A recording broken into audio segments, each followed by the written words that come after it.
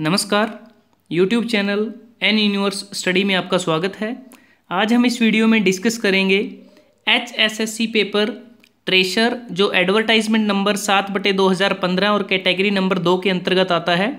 यह परीक्षा 21 मई 2017 को आयोजित हुई थी और इस परीक्षा में हरियाणा राज्य से संबंधित पूछे गए प्रश्नों के बारे में डिस्कस करेंगे। पहला प्रश्न है, हरियाणा के किस भौगोलिक भाग में शिवालिक की पहाड़ियाँ स्थित हैं? ऑप्शन है उत्तर पूर्व, उत्तर, उत्तर पश्चिम, दक्षिण पूर्व। इस प्रश्न का सही उत्तर है ऑप्शन ए, उत्तर पूर्व। हरियाणा की शिवालिक पहाड़ियों का विस्तार राज्य के उत्तर पूर्वी भाग में है। इस भाग में मुख्य रूप से अंबाला, पंचकुला तथा यमुनानगर के उत्तर पूर्वी भाग आते हैं। ये शिवालिक पहाड़ियां हिमालय की बाहरी पर्वत श्रेणियों का निर्माण करती हैं।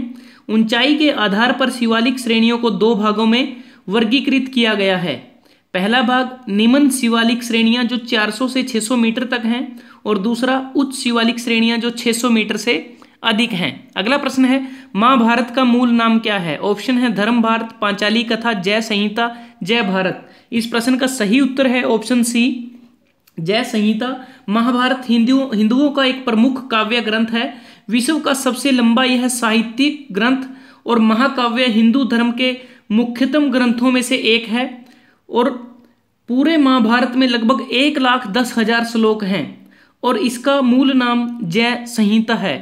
अगला प्रश्न है, हरियाणा की कौन सी मौसमी नदी दरिया है जो प्राचीन समय में अरुणा के नाम से प्रसिद्ध थी? ऑप्शन है मारकंडा, इंदौरी, यमुना और गग्गर। इस प्रश्न का सही उत्तर है ऑप्शन ए, मारकंडा। मारकंडा नदी का प्राचीन नाम अरुणा है। यह नदी हिमाचल प्रदेश में नाहन के पास शिवालिक पहाड़ियों से निकलती है। यह गंगा सिंधु जल विभाजक की छोटी नदी है और कई छोटी धाराओं व पहाड़ी नालों के साथ मिलने के बाद यह नदी अंबाला, कुरुक्षेत्र जिलों से प्रभावित होती हुई अंततः सरस्वती नदी में मिल जाती है। अगला प्रश्न है, एशिया का सबसे बड़ा थोक होलसेल कपड़ों का बाजार हरियाणा में कहाँ है? ऑप्शन है पानीपत, फरीदाबाद, यमुनानगर, रोहतक। इस प्रश्न का सही उत्तर है ऑप्शन डी, रोहतक। रोहतक जिले की सोरी कपड़ा मार्केट एशिया की सबसे बड़ी होलसेल मार्केट है। अगला प्रश्न है, शंकर जादूगर की जन्मस्थली कहाँ है? ऑप्शन है एलनाबाद, कैथल, हांसी और हिसार। इस प्रश्न का सही उत्तर है ऑप्शन ए, एलनाबाद। जादूगर शंकर सम्राट का जन्म वर्ष 1950 में सिरसा जिले के एलनाबाद में हुआ था और शंकर सम्राट अब तक 15,000 से ज्यादा स्टेज शो कर चुके हैं। अगला प्रश्न है, खरीफ की फसल प्राय किस मास में बोई जाती है? ऑप्शन है चैत्र, पौष, सावन, भादो और कार्तिक। तो इस प्रश्न का सही उत्तर है ऑप्शन सी, सावन भादो। मैं आपको बताना चाहूंगा कि जो चैत्र मास है यह 30 से 31 दिन का होता है, जिसकी शुरुआत 21 या 22 मार्च से होती है। उसके बाद पौष, यह 30 दिन का महीना होता है, इसकी शुरुआत 22 दिसंबर से शुरू होती है। उसके बाद सावन 31 दिन का महीना होता है, जिसकी शुरुआत 23 जुलाई से शुरू होती है। और भादो यह 31 दिन का महीना होता है, जिसकी शुरुआत 23 अगस्त से होती है।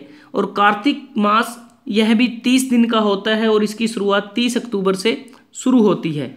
और खरीफ की जो फसल है इसको सावन भादो में इसकी बुआई की जाती है और इसी कारण इसको सावनी फसल भी कहते हैं।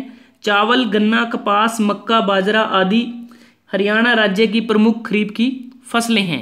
अगला प्रश्न है, फागुन मास में रोहतक में किस संत की स्मृति में विशाल मेला लगता है? ऑप्शन है बाबा चौरंगीनाथ, संत हरिदास, गुरु गोरखनाथ, बाबा मस्तनाथ।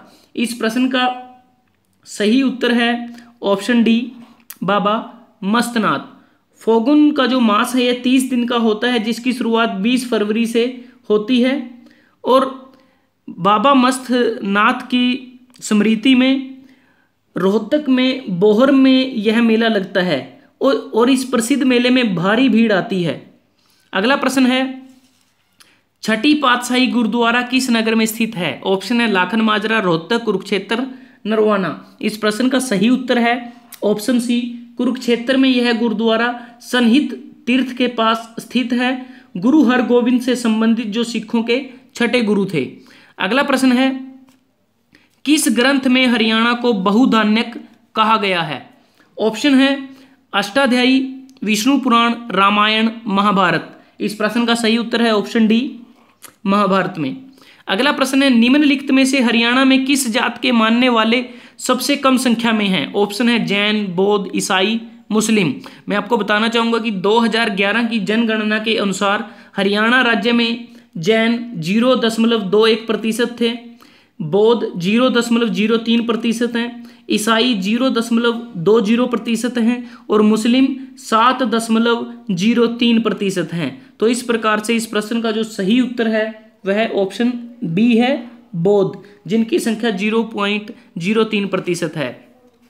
अगला प्रश्न है, पूर्व सेना अध्यक्ष जनरल वी.के. सिंह का जन्म किस जिले में हुआ था? ऑप्शन है सोनीपत, करनाल, भिवानी, सिरसा। वी.के. सिंह का पूरा नाम विजय कुमार सिंह है और इनका जन्म 10 मई 1951 को हुआ था और ये भारतीय राज्य हरियाणा के भिवानी जिले के बपोरा नामक गांव से हैं। ऑप्शन सी इसका सही उत्तर है। वो लगातार तीसरी पीढ़ी में अधिकारी हैं। उनके पिता भारतीय सेना में कर्नल थे और दादा जूनियर कमीशन ऑफिसर थे। General V K. सिंह परम विशिष्ट सेवा मेडल, अति विशिष्ट सेवा मेडल, युद्ध सेवा मेडल से सम्मानित हैं। वह भारतीय सेना के 26वें थल सेना अध्यक्ष थे और वर्तमान में गाजियाबाद से भाजपा के सांसद हैं और उन्होंने 1 मार्च 2014 को बीजेपी में शामिल हुए थे।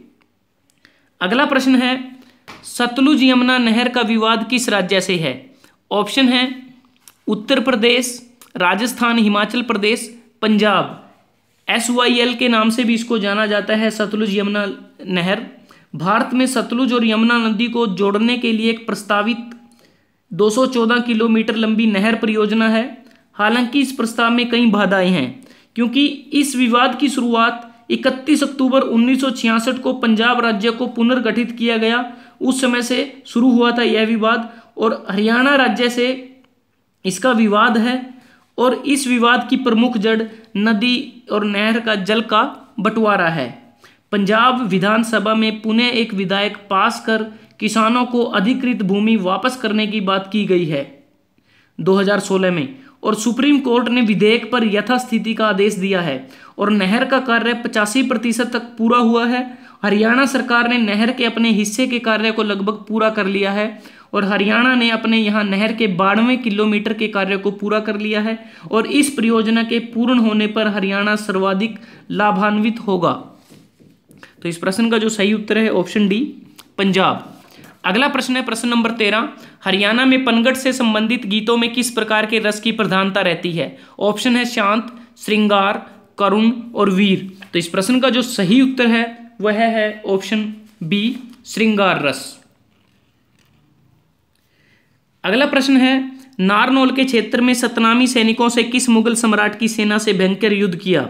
इस प्रश्न का सही उत्तर है ऑप्शन ए, औरंगजेब, क्योंकि सतनामियों की औरंगजेब के अधिकारियों से प्राय टक्कर हो जाती थी और 1672 ईस्वी में औरंगजेब के फौजदार ताहिर खान तथा उसकी सेना को सतनामियों ने बुरी तरह से हरा दिया था। इसके पश्चात नारनौल पर सतनामियों द्वारा अधिकार कर लिया गया और इनके द्वारा सारे नारनौल नगर से मुगल शासन के चिन्ह मिटा दिए गए और यह खबर सुनकर औरंगजेब बहुत दुखी हुआ और उसने 15 मार्च 1672 को एक विशाल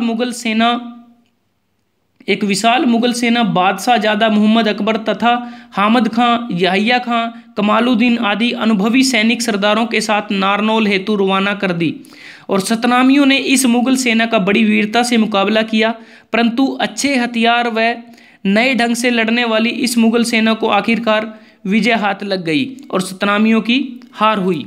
अगला प्रश्न है, हरियाणा के प्रथम मुख्यमंत्री किस पक्ष से संबंधित हैं? ऑप्शन है हरियाणा विकास पक्ष, भारतीय राष्ट्रीय कांग्रेस, जनता दल, समाजवादी जनता पक्ष।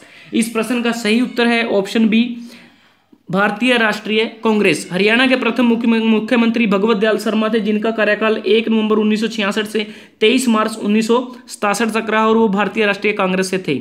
अगला प्रश्न है, गढ़ी सांपला में किस स्वतंत्रता सेनानी का जन्म हुआ? ऑप्शन है सर छोटू राम चौधरी, देवीलाल, लाला लाजपत राय, दीनदयाल शर्मा। इस प्रश्न का सही उत्तर है option A, sir Chhotu Ram. इनका जन्म 24 नवंबर 1881 को रोहतक जिले के गढ़ी सांपला में हुआ था और आगरा विश्वविद्यालय से इन्होंने वकालत की पढ़ाई पूरी की और इन्होंने वर्ष 1916 में रोहतक से उर्दू साप्ताहिक जाट गजट का प्रकाशन किया तथा वर्ष 1924 में जमींदार लीग की स्थापना की। वर्ष 1937 में इन्हें सर की उपाधि से सम्मानित किया गया। वर्ष 1938 में इनके द्वारा किसानों के अनाज की बिक्री हेतु मार्केटिंग बोर्ड का गठन किया गया। अगला प्रश्न है, कवि बाणभट्ट ने सम्राट हर्ष का जीवन चरित अपने किस ग्रंथ में लिखा है? ऑप्शन है रत्नावली, नागानंद, कादंबरी, हर्षचरित। इस प्रश्न का सही ऑप्शन है ऑप्शन डी, हर्षचरित। हर्षचरित संस्कृत में बाणभट्ट द्वारा रचित एक ग्रंथ है। इसमें भारतीय सम्राट हर्षवर्धन का जीवन चरित वर्णित है। ऐतिहासिक कथानक से संबंधित यह संस्कृत का सबसे प्राचीन ग्रंथ है। अगला प्रश्न है, पानीपत के पहले युद्ध में किसने लोदी को परास्त किया था? इस प्रश्न का सही उत्तर है ऑप्शन ए, बाबर। पानीपत में मुख्यतः 3 लड़ाइयां लड़ी गई हैं। पानीपत की पहली लड़ाई बाबर और इब्राहिम लोदी के बीच में 20 अप्रैल 1526 को हुई थी, जिसमें इब्राहिम लोदी मारा गया था। पानीपत की दूसरी लड़ाई अकबर और हेमचंद्र हेमू के बीच में 5 नवंबर 1556 को हुई थी, जिसमें हेमू की हार हुई थी। पानीपत की तीसरी लड़ाई मराठों और अहमद शाह अब्दाली के बीच में 14 जनवरी 1761 की हुई, जिसमें मराठे बुरी तरह से पराजित हुए। अगला प्रश्न है, ख्वाजा खिजर का मकबरा जिसे इब्राहिम लोदी ने बनवाया किस नगर में स्थित है? ऑप्शन है नारनौल, सोनीपत, पानीपत, हिसार। इस प्रश्न का सही उत्तर है ऑप्शन बी, सोनीपत, क्योंकि ख्वाजा खिजर इब्राहिम लोदी के शासनकाल के एक सूफी संत थे। उनकी मृत्यु के बाद उनके शरीर को संरक्षित करने के लिए कब्र का निर्माण किया गया, जो 1522 से 1524 ईस्वी के दौरान हुआ। और कब्र की नक्काशी से यह जाहिर होता है कि वे दरिया खान सरवानी के पुत्र थे। ख्वाजा खिजर का मकबरा उन चुनिंदा इमारतों में से एक है जो लाल बुने हुए पत्थर के साथ साथ कंकड़ के टुकड़ों से बनी है। यह एक चबूतरे पर निर्मित है और किनारों पर अतिरिक्त चौकोर बनावट में से इसकी मजबूती प्रदान की गई है। इसे भारतीय पुरातत्व विभाग द्वारा संरक्षित स्मारक के रूप में घोषित किया गया है। अगला प्रश्न है, हरियाणा सरकार के संरक्षण में सुप्रसिद्ध मंदिर जिसमें वर्ष भर लाखों दर्शनार्थी आते हैं कौन सा है? ऑप्शन है शिव मंदिर बागोत, लक्ष्मी नारायण मंदिर हिसार, स्थानेश्वर महादेव मंदिर थानेसर, माता शीतला मंदिर गुरुग्राम। इस प्रश्न का सही उत्तर है ऑप्शन सी, स्थानेश्वर महादेव मंदिर थानेसर। इस प्राचीन मंदिर के लिए कहा जाता है कि स्वयं भगवान शिव यहाँ वास करते हैं और महाशिवरात्रि की रात को तांडव करते हैं, और यही वो मंदिर है जहां पांडवों ने भगवान शिव की आराधना कर महाभारत युद्ध में कौरवों पर जीत की कामना की थी और भगवान शिव ने उन्हें दर्शन देकर मनोकामना सिद्धि वरदान भी दिया था। अगला प्रश्न है, उदय भानु हंस की प्रिय विद्या कौन सी है? ऑप्शन उपन्यास, संस्कृत, गद्य, काव्य लेखन, पत्रकारिता। इस प्रश्न का सही उत्तर है ऑप्शन सी, काव्य लेखन। उदयभान हंस को हरियाणा सरकार द्वारा सर्वप्रथम राज्य कवि का सम्मान 1967 में दिया गया और हिंदी में रुबाई के प्रवर्तक कवि हैं जो रुबाई सम्राट के रूप में लोकप्रिय हैं। 1926 में पैदा हुए उदयभान हंस की हिंदी रुबाइयां 1952 में प्रकाशित हुई थी, जो निसंदेह हिंदी में एक नया और निराला प्रयोग था। इन्हें 1968 में महाकाव्य संत सिपाही पर उत्तर प्रदेश सरकार द्वारा निराला पुरस्कार तथा 1992 में पूर्व राष्ट्रपति ज्ञानी जैल सिंह द्वारा दिल्ली में गीत गंगा सम्मान से सम्मानित किया जा चुका है। अगला प्रश्न है, 2012 में ओलंपिक खेलों में शूटिंग में कांस्य पदक विजेता कौन थे? ऑप्शन है चांदराम, जगदीश कुमार, गगन नारंग, दिनेश कुमार। इस प्रश्न का सही उत्तर है ऑप्शन सी, गगन नारंग। गगन नारंग भारत का एक राइफल निशानेबाज खिलाड़ी है। इन्होंने लंदन 2012 ओलंपिक में हुए पुरुषों की 10 मीटर एयर राइफल इवेंट में कांस्य पदक हासिल किया।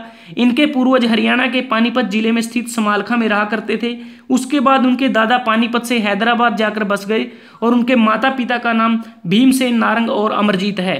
गगन नारंग का जन्म 6 मई 1983 को चेन्नई में हुआ था, पर पालन पोषण हैदराबाद में ही हुआ। इनको पद्मश्री, अर्जुन पुरस्कार, राजीव गांधी खेल रत्न पुरस्कार से भारतीय सरकार ने इनको सम्मानित किया है। दोस्तों, अगर आपको ये वीडियो अच्छा लगा आप इसको लाइक कर सकते हैं, शेयर कर सकते हैं और एन यूनिवर्स स्टडी को सब्सक्राइब करना ना भूलें। आप इसके Facebook group N universe study को भी ज्वाइन कर सकते हैं। धन्यवाद, आपका दिन शुभ रहे।